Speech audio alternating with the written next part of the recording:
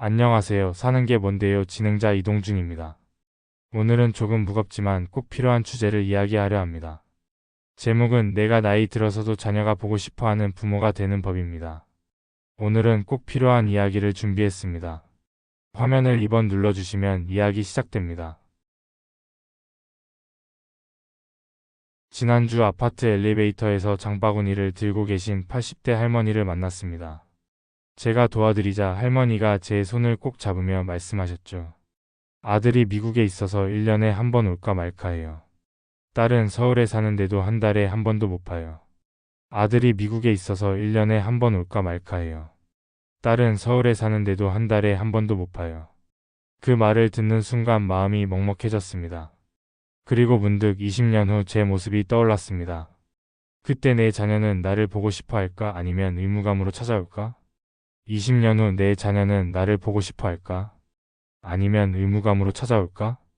창가에 앉아 먼 산을 바라보는 중년 남성, 생각에 잠긴 표정. 먼저 현실을 보겠습니다. 전국 65세 이상 노인의 75%가 자녀와의 만남이 부족하다고 답했습니다. 자녀 쪽 답변은 더 충격적입니다.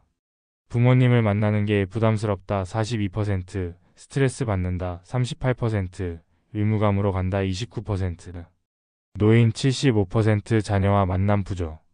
42% 부담, 38% 스트레스, 29% 의무감. 하지만 모든 가정이 이런 건 아닙니다. 제가 직접 만난 한 특별한 가정 이야기를 들려드리겠습니다. 예외적인 가족의 비밀. 따뜻한 거실, 가족들이 웃으며 식사하는 장면. 경기도 수원에 사는 김순희 할머니는 4명의 자녀가 매주 돌아가며 찾아옵니다. 손주들까지 합하면 집이 늘 북적입니다. 김순희 73 할머니 매주 자녀 방문. 나레이션. 비결을 물었더니 할머니는 이렇게 말했습니다. 오면 좋고 안 와도 괜찮아요. 할머니가 미소 지으며 차를 따르는 모습. 자녀들은 이렇게 말했습니다. 큰아들 어머니는 부담을 주신 적이 없어요. 얘기를 끝까지 들어주십니다. 둘째 딸 절대 그만둬라 같은 말 안 하세요. 힘들겠다며 등을 토닥여주세요. 셋째 아들 아내 편을 들어주십니다. 며느리가 제일 고생한다 하세요. 막내딸 이혼했을 때도 비난 없이 도와줄게 하셨어요. 부담 없는 부모 듣는 부모 편을 들어주는 부모. 각 인터뷰 재연 거실에서 대화 토닥임 미소.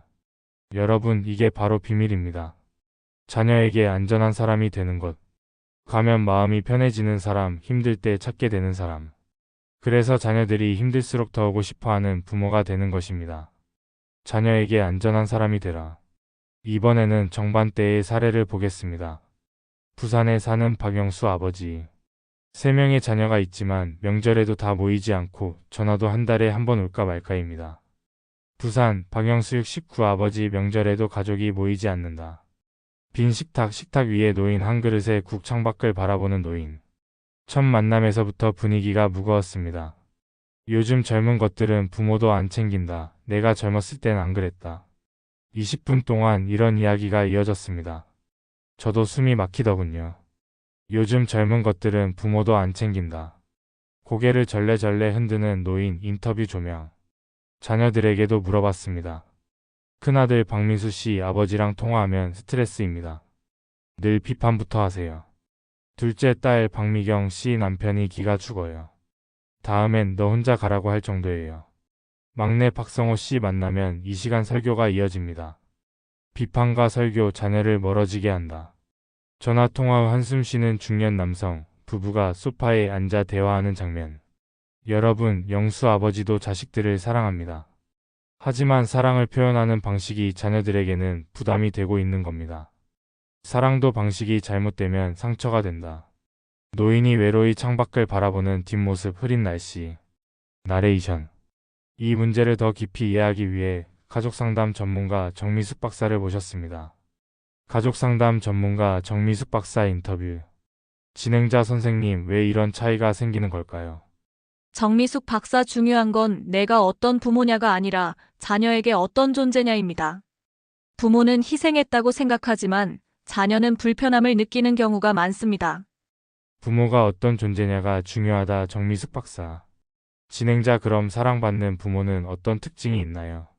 정미숙 박사 첫째, 자녀의 선택을 존중합니다. 둘째, 경제적으로 의존하지 않습니다. 셋째, 힘들 때 안전한 피난처가 되어줍니다. 사랑받는 부모 세 가지 특징. 선택 존중, 경제적 독립, 정서적 안정. 진행자 지금이라도 변할 수 있을까요? 정미숙 박사 물론입니다. 70대에도 변한 분들이 많아요. 자녀가 먼저 연락하는 관계로 바뀝니다. 70대에도 관계는 변할 수 있다. 정미숙 박사. 다음은 극적으로 변한 한 아버지 이야기입니다. 서울 강남에 사는 71세 이철호 아버지. 불과 1년 전 세 자녀 모두와 연락이 끊긴 상태였습니다. 71세 이철호 아버지 자녀와 완전 단절. 큰아들은 전화를 받지 않았고 딸은 아버지 때문에 우울증이 왔다고 했습니다. 막내는 아예 이사를 가버렸습니다. 아버지 때문에 우울증이 왔어요. 그런데 지금은 어떨까요?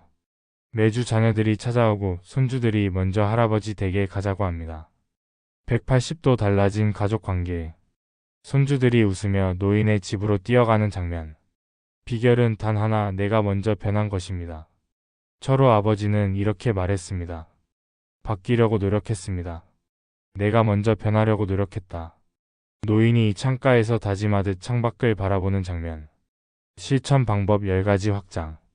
첫째, 듣기 7, 말하기 3의 비율을 지키는 것입니다. 자녀가 10분 이야기하면 부모는 3분만 말합니다. 그리고 그래서 내 기분은 어땠어? 하고 물어봅니다. 그래서 내 기분은 어땠어? 부모가 고개 끄덕이며 자녀 이야기를 듣는 장면.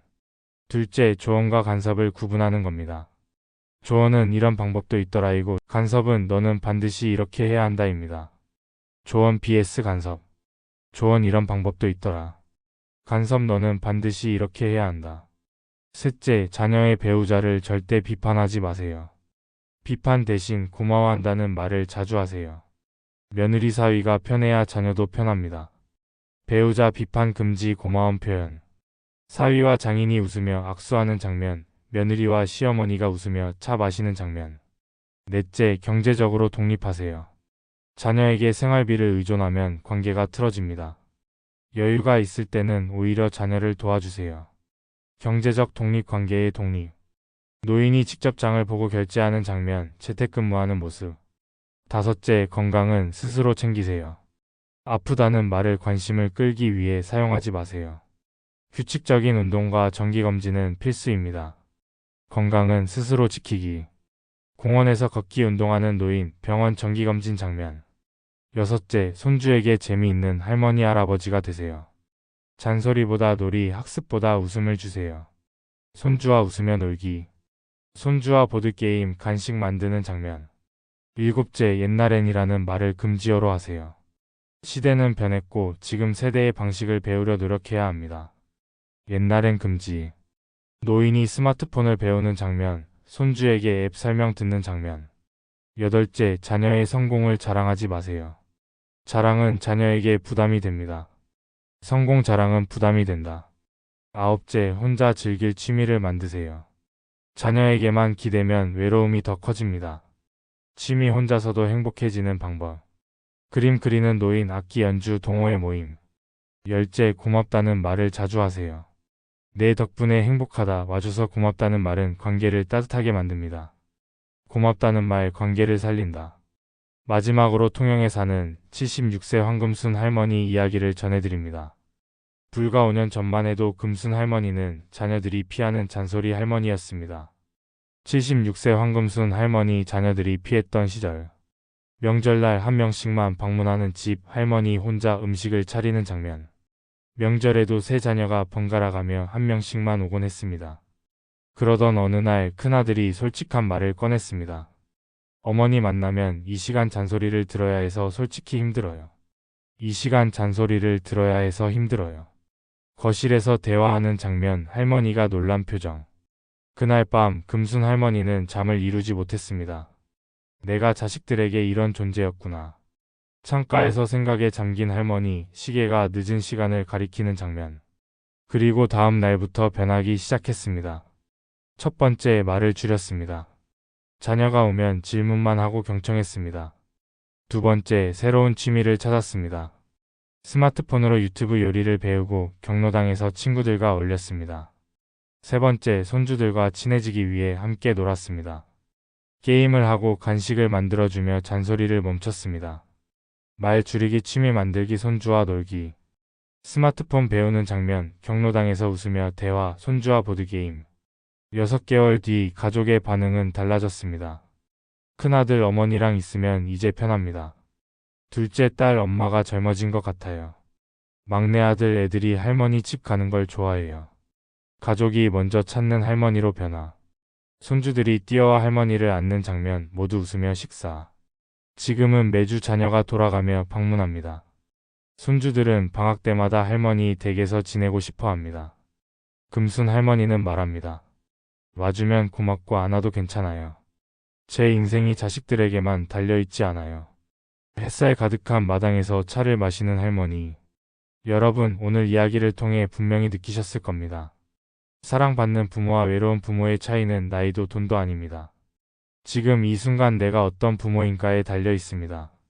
지금 이 순간 나는 어떤 부모인가? 부모와 자녀가 함께 산책하는 장면, 노을 배경. 40대, 50대, 60대인 지금도 아직 늦지 않았습니다. 70대에도 변할 수 있습니다. 자녀를 바꾸려 하지 말고 내가 먼저 변하세요. 그렇게 하면 자녀는 의무감이 아니라 보고 싶어서 찾아옵니다. 자녀를 바꾸려 하지 말고 내가 먼저 변하라. 가족이 웃으며 재회하는 장면. 자녀에게 안전한 사람이 되어주세요. 함께 있으면 편하고 생각하면 웃음이 나는 부모. 그게 20년 뒤 당신의 행복을 결정합니다. 자녀에게 안전한 사람이 되라. 저는 사는 게 뭔데요의 이동준이었습니다. 마음에 드셨다면 화면을 2번 눌러주시고 구독도 부탁드립니다. 사는 게 뭔데요 다음 이야기에서 만나요.